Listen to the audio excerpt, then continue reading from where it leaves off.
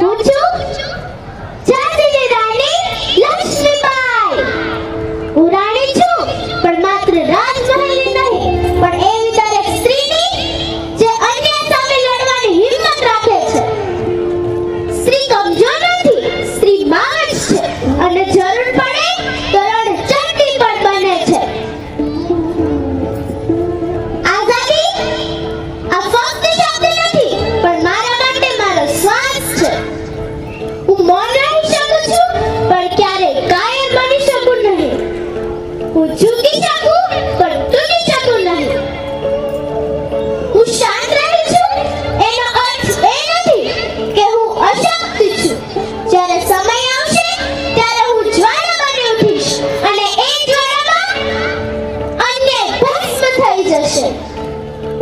અંગ્રેજો એ સમજે છે કે સ્ત્રી કદી યુદ્ધના મેદાનમાં પગ મૂકી શકે નહીં, અને હું મારી ઝાંસી ક્યારેય નહીં આપું.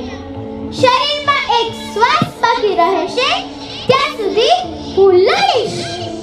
હું ઝૂકી નથી અને ઝૂકીશ પણ નહીં. આ અંગ્રેજો મારા ઝાંસી પર નજર નાખીને બેઠા છે, પણ હું આ ઝાંસી કોઈને સોંપીશ નહીં. હું મરીશ, પણ મારા ઝાંસીને હારવા નહીં દઉં. મારું ઝાંસી, મારું સ્વરાજ્ય. આઝાદી માટે આપણે લડવું જ પડશે. મારા પુત્ર, તું પણ આઝાદીની લડતમાં મારી સાથે છે. આપણે આ દેશને અંગ્રેજોથી મુક્ત કરાવીને જ રહીશું. આઝાદી મેળવવી બલિદાન અને સંઘર્ષ વિના શક્ય નથી. જો જ્યાં સુધી હું મારા દેશને આઝાદ નહીં જોઉં, ત્યાં સુધી હું આરામ નહીં કરું. જો મારું રણ મેદાનમાં મરવાનું થાય, તો પણ હું મારા દેશ માટે લડીને મરીશ.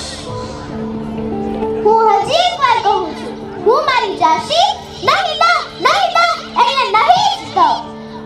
મારા દિલમાં ડર નથી, મારા દિલમાં છે ભારત માટે મરી જવાની હિંમત. જો મારી આંખો બંધ થાય, તો પણ મારો આત્મા લડતો રહે છે. હું હારી નથી, હું અમર થઈ ગઈ છું. કારણ કે જે દેશ માટે મરે એ ક્યારેય મરતો નથી. મારું શરીર પડ્યું, પણ મારો શ્વાસ આકાશમાં ગૂંજતો રહ્યો. શહીદ થવું એ અંત નથી, એ શરૂઆત છે. આ છે મારી કથા, આ છે મારી શપથ. આજે હું નથી, પણ મારી તલવાર આજે પણ જીવંત છે. આ તલવાર તમારા હાથમાં છે. દેશને પ્રેમ કરો, દેશ માટે જીવો, અને જરૂર પડે તો દેશ માટે